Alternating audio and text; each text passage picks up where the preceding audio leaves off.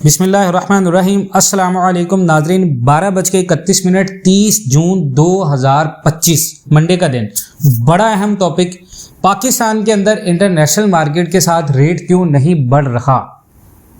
International market भी नीचे आ रही है। फंडामेंटल सबसे बड़ा ये था कि ईरान इसराइल का कॉन्फ्लिक्ट, और लग ये रहा था कि मार्केट एक्सपेक्टेशन मेरी भी थी, हर बंदे की एक्सपेक्टेशन थी, हर तज्जियाकार की ये एक्सपेक्टेशन थी कि मार्केट ऊपर जाएगी। मार्केट ने गैप ओपन किया 336088 के बाद डायरेक्ट मार्केट ओपन हुई 3384 के ऊपर, और लग ये रहा था कि भाई मार्केट अब 3405 क्रॉस करते ही 3450 या 3500 तक निकल जाएगी।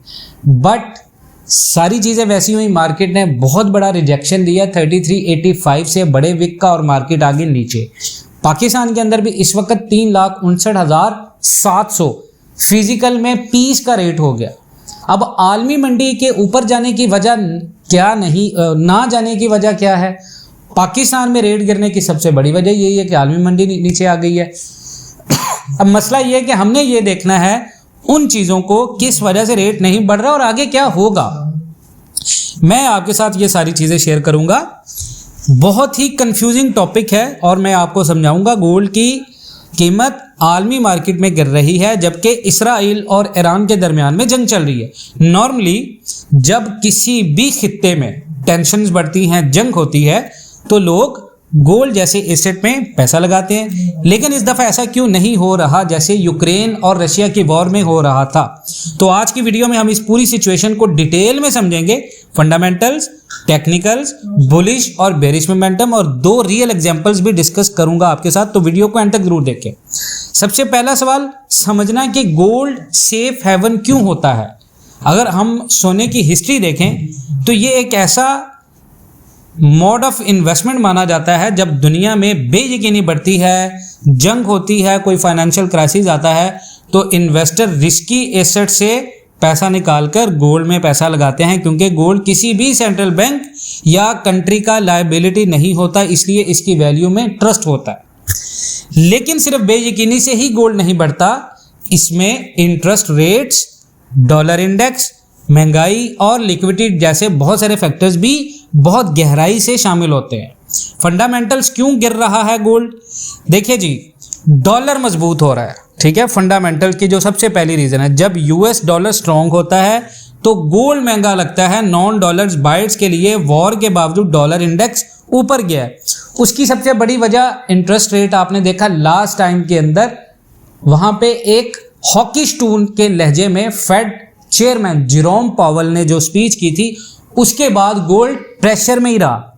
3344 से लास्ट टाइम पे एक 1 आवर कैंडल मार्केट का स्ट्रॉन्ग बना, जो कि 3372 के और 3 के दरमियान में क्लोज हुआ, और उसी 1 आवर कैंडल ने बहुत स्ट्रगल की ऊपर जाने की, बट उसकी क्लोजिंग के बाद मार्केट बिल्कुल कंसोलिडेट हो गई। मार्केट 68, 65, 70, 70, 65 के दरमियान में रही क्लोजिंग तक। फ्राइडे को मार्केट ने क्लोजिंग दी 68 के ऊपर, 3368 के ऊपर, ठीक है, मैं उर्दू में बात कर रहा हूं। 3368 के ऊपर मार्केट ने क्लोजिंग दी। अब सवाल यह है कि 3368 के ऊपर क्लोजिंग देने के बाद हर बंदे के जहन में यह था, जिस तरह ईरान के ऊपर अमेरिका ने, ईरानियन जितने भी थे एटॉमिक पावर प्लांट्स, उनके ऊपर हमला किया, तो लग ये रहा था कि जैसे अमेरिका अगर इस जंग में इन्वॉल्व हो गया है तो ये वॉर की वजह से गोल्ड बहुत ज़्यादा ऊपर जाएगा, तेल की कीमतें ऊपर चली जाएंगी, तेल की कीमतें ऊपर चलेगी, गोल्ड वहीं का वहीं पड़ा हुआ है। इसका मतलब ये है सबसे बड़ी वजह जो हुई है मार्केट के अंदर वो हुई है रेट कट एक्सपेक्टेशन डिले हुई है। पहले मार्केट में हर बंदा ये उम्मीद कर रहा था कि अमेरिका का फेड जुलाई या सितंबर में रेट कट करेगा, लेकिन क्योंकि महंगाई अभी भी थोड़ी सी स्टिकी है, इस वजह से रेट कट डिले हो गए और गोल्ड प्रेशर में आ गया, और उस दिन से प्रेशर में। ये सबसे बड़ी। तीसरी चीज़ है प्रॉफिट बुकिंग। आपको पता है गोल्ड ने रिसेंटली 3450 से ऊपर ऑल टाइम का हाई सेकेंड टाइम पे लगाया, यानी 3450। इससे पहले 3550 था, उसके बाद 3450।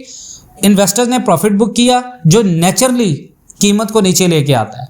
उसके बाद है market already priced in war, यानी कई दुनिया के जो तज्जियाकार हैं वो ये कह रहे हैं कि वॉर का रिस्क पहले ही प्राइस में आ चुका था जब रियल एस्कुलेशन थी। यानी मार्केट में अंदर बहुत सारे इन्वेस्टर से गलती ये हुई है, मैं बार बार कह रहा था 52, 55, 52, 55, 56, 62 के ऊपर हमने सिर्फ 20% खरीदारी करवाई है, उससे ज़्यादा की खरीदारी नहीं करवाई, क्योंकि मार्केट ने उसे ऑलरेडी हजम कर लिया उस कीमत को जो बढ़नी थी। अब सवाल है टेक्निकल, मार्केट के टेक्निकल की बात करें, रेजिस्टेंस जोन इस वक्त है हमारे 3385, 3395 यानी 3395, 3405, 3475, ठीक है, ये हमारे रेजिस्टेंस बन गए हैं, वहां से रिजेक्शन आ रहा है। और बेरिश डाइवर्जेंस हमारे क्या है, रिलेटिव स्ट्रेंथ इंडेक्स RSI, जो लोग ऑनलाइन ट्रेडिंग करते हैं उनको पता है मैं क्या बात कर रहा हूं, और MACD पे डाइवर्जेंस दिखाई दी, जिसका मतलब था मोमेंटम मार्केट का वीक हो रहा है। अब सवाल ये है, डेली चार्ट पे देखें कैसे गोल्ड ने हायर हाइज बनाए थे लेकिन RSI ने लोअर हाइज, इसका मतलब होता है प्राइस ऊपर जा रहा है लेकिन स्ट्रेंथ कम हो रही है, उसके बाद सेलिंग शुरू हो रही है। तो ये याद रखें, ये रहे आपके फंडामेंटल्स, इस वजह से मार्केट आपकी ऊपर नहीं जा रही। अब सवाल ये है कि अगर मार्केट यहां से थोड़ा सा नीचे आती है 33-30 तक, तो क्या रेट एक्सपेक्टेशन है? तो रेट आपका एक्सपेक्टेड है 3,55,000 पीस रेट और 3,49,000 आपका पठूर का रेट होगा, ठीक है। और 49 के अंदर जब पठूर मिलता है तो हमने स्ट्रेटेजी ये लगाई कि 3,62 के ऊपर, मैंने ग्रुप में कहा था, बहुत सारे लोग कह रहे थे भाई गोल्ड रेट बढ़ रहा है, गोल्ड रेट बढ़ रहा है, तो मैंने सिर्फ ये कहा था कि 20% खरीदारी कर लें। उसका फायदा ये होता कि अगर मार्केट ऊपर जाती तो हमारे पास ऑलरेडी गोल्ड होता।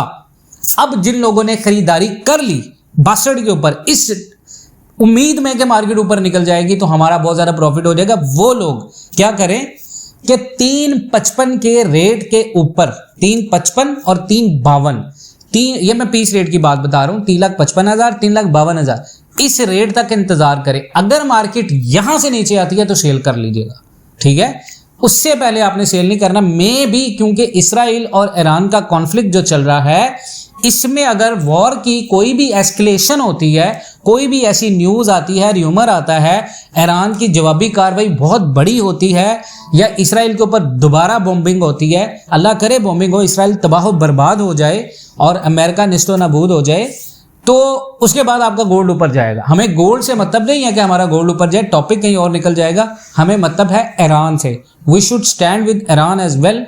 हमारे भाई हैं, चाहे शिया मुस्लिम, कोई भी मुस्लिम है, हम एक उम्मा हैं और मुस्लिम उम्मा को स्ट्रांग होना चाहिए। हमें फिरका वारियत में नहीं पड़ना, हमें सपोर्ट करना है इस्लाम के नज़रिए को, जो आप सरकार सल्लल्लाहु तआला अलैहि वसल्लम ने हमें तालीमात दी।